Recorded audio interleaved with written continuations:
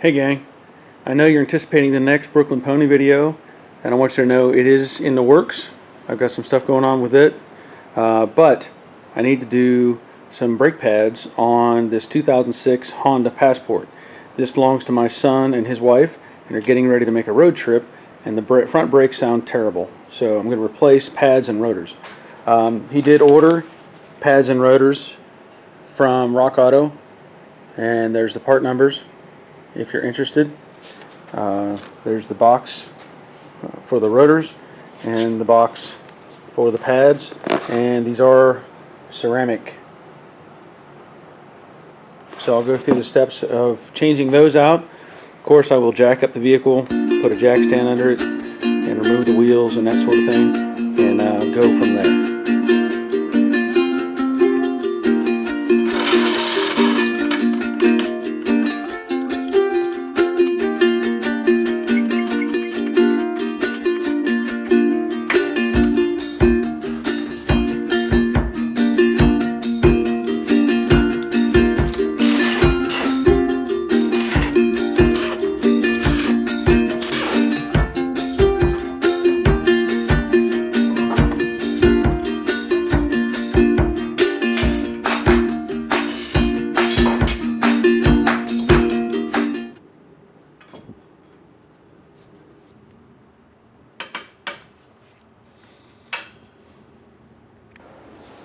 Now to start with, I'm going to remove the caliper, and that is going to take a 14mm wrench.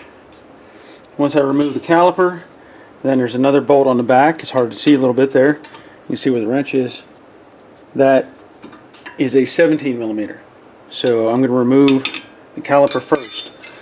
Now, normally when I do this, I don't like to abuse my hands, and I already know the direction I have to turn this, which in this case, because I'm looking at it backwards, it's going to look like I'm turning clockwise when it's actually counterclockwise. I take a mallet and break those loose. Of course, I live in the South, so don't have the salt issues that they have up north.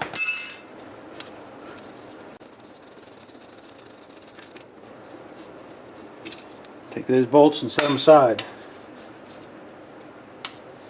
Now I'm going to remove the caliper, and I'm going to set it up on top of the rotor plate, the dust plate, and the top of the rotor, so that the weight is not hanging off of the brake hose. I'd rather have it sitting up here than to have tension on the brake hose. Now that I'm here, I'm going to remove these brake pads. Now these pads, these look pretty good on this side, but that's not to say there isn't issues. And you'll notice that the pad that's on the inside or inboard has this little scraper on it.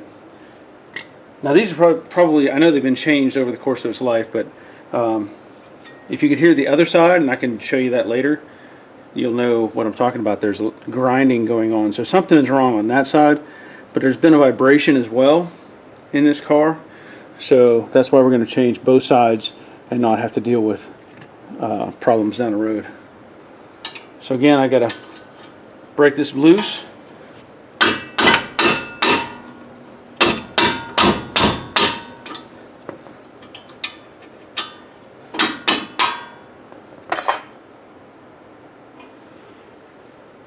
Hope my arm's not blocking too much there. Maybe that angle will be a little bit better. I got the second bolt back here. Put the wrench on,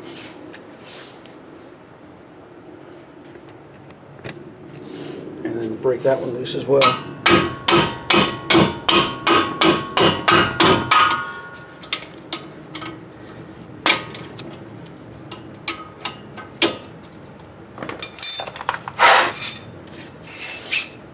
So with both of those bolts loose, I'll remove them.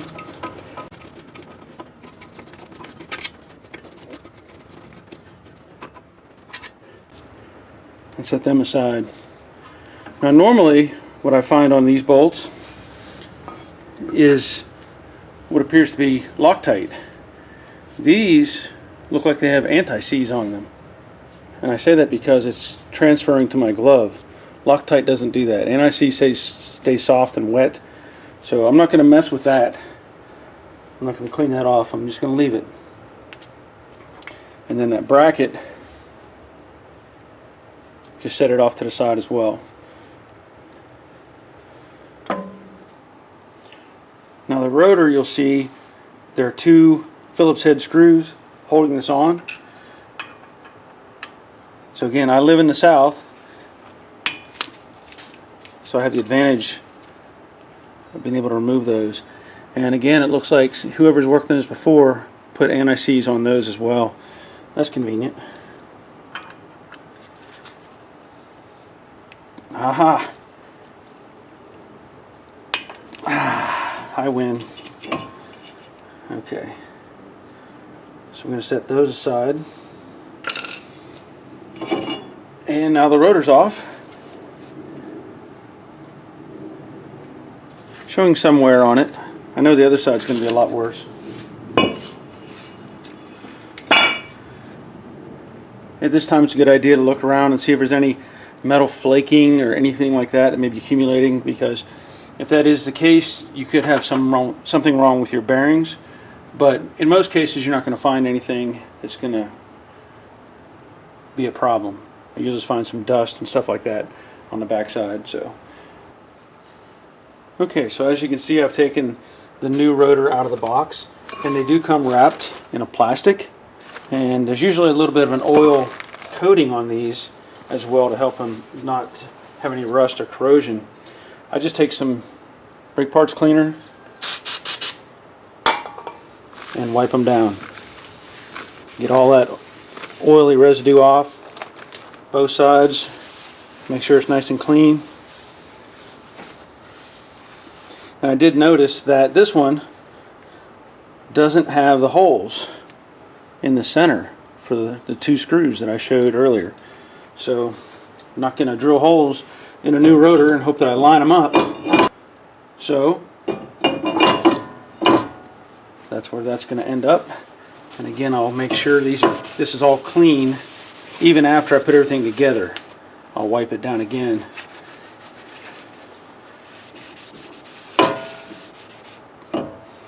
And now I'm going to reinstall this bracket. Pretty simple process.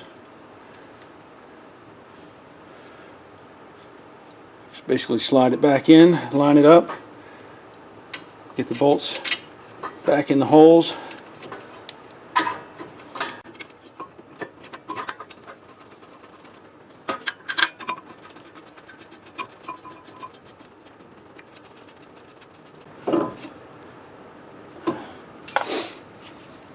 And again, I use the 17 millimeter.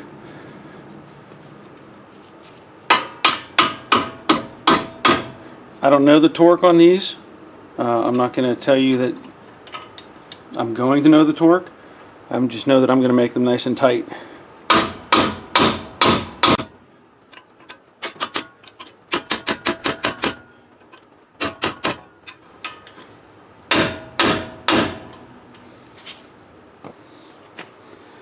Now in the box with the new brake pads, they come packaged up all together. So we'll break that loose. And then also it comes with new metal shims or guides. So I'm going to replace the ones that are here. And that's really simple. You just pry these up. They come right off. They have these little square kind of flanges that grip onto the bracket, and just with a little bit of pressure they'll come right off. So get those out of the way, and then the new ones simply press right back up in place.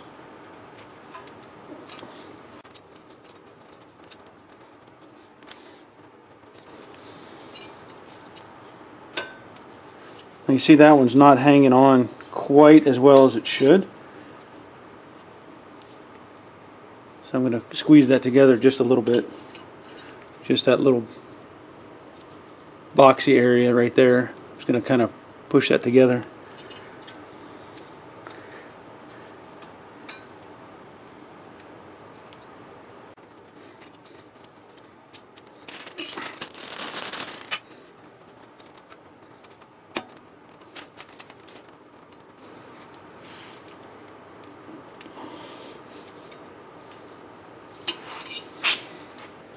Okay, that worked. There was a little debris up behind there and I had to get it out of the way. At this point, I'm going to put the pads on. Now, earlier I mentioned that the inner pad had that little scraper on it, right there. So the new pad has that as well. So I want to put that on the inside.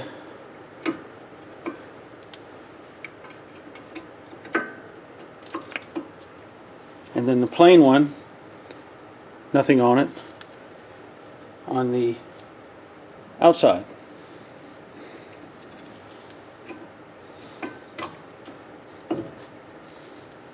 That's the easy part. Now I need to compress the caliper. To compress the caliper, I just take one of the old pads, put it on the piston, and then I have this tool, which is, this one, it has a brand name of AC Delco on it, but it's really a pretty generic tool. They sell them in all the parts stores. And basically it just is a threaded plate with a handle on it. The idea being that you tighten the handle and it puts pressure on the piston and pushes it back into the caliper. Now when you're doing this, what's happening is that piston goes in, fluid is going up to the master cylinder, and I'll show you something with that in just a second. And there it is. Once you feel it get tight and that plate gets tight against the flange or the face of the caliper, that's all you got to do. Relieve that. Now what I wanted to point out was when you're doing this, you're actually pushing fluid back up into the reservoir for the master cylinder. Now if this has been serviced or over serviced to where people have been adding fluid, let's say you're at a oil change place or something and they add more fluid to it, you're going to have to remove that fluid, because as the pistons compress back in, the fluid has to come up and go somewhere, and it ends up in there. So what I do is I have a generic little plastic syringe.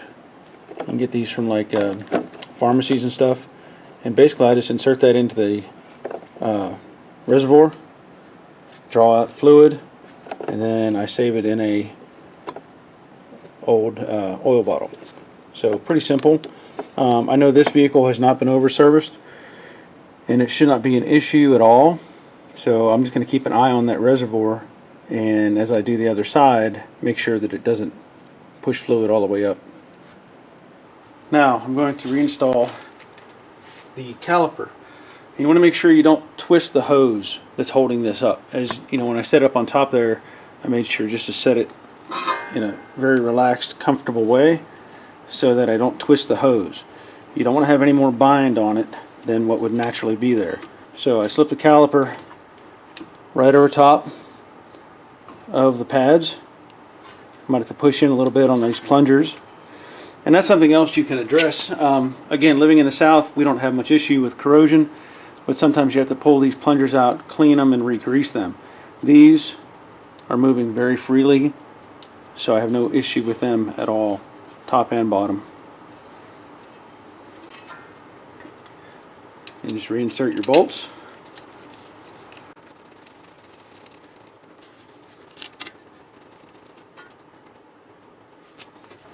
So with those tight, at least finger tight, then I'm going to tighten them with the wrench. Now I'm putting pretty good force on them, but I'm not going to measure torque on these. I don't know what the torque is. If you feel more comfortable looking it up and doing that, that's fine. I just am going by my experience. So I'm comfortable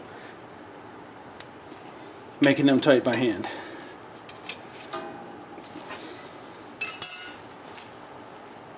Now at this point, what I normally do is I get back in the car and compress the brake pedal a couple times so that the fluid goes back into the piston and squeezes together on the rotor. And you can maybe see that when I do this.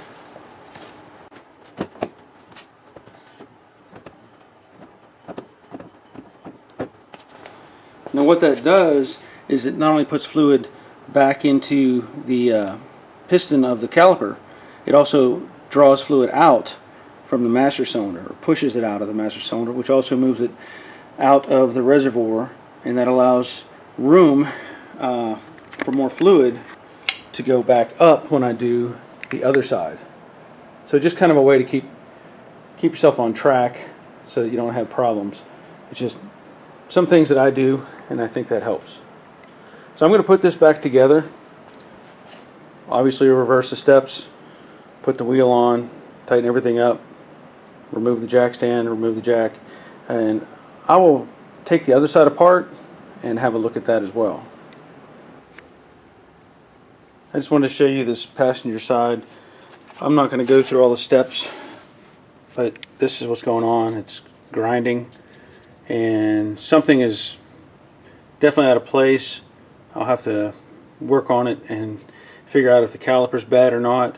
I'm not going to go into that one right now. Basically, this video was meant to just change out pads and rotors, and that's what I did on the driver's side. But you can see there's definitely an issue on this passenger side. Well, the brakes are done on the Honda. Now, I hope there was some information in there that you could use, and it helps you out if you're trying to do this yourself. So, if you like the video, give me a thumbs up. If you don't, well, that's fine too. But as usual, thanks for watching, and stay tuned. There's always more to come.